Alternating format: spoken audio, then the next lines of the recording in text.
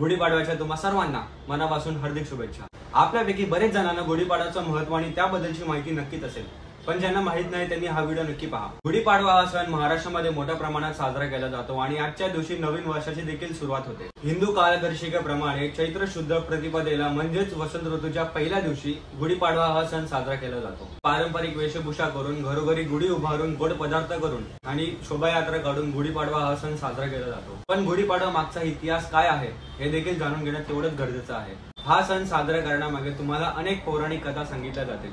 असं म्हटलं जातं की आजच्या दिवशी ब्रह्मदेवाने विश्व निर्मिती केली। गुढी म्हणजे विजय ध्वज आणि पाडवा म्हणजे प्रतिपदा तिथी।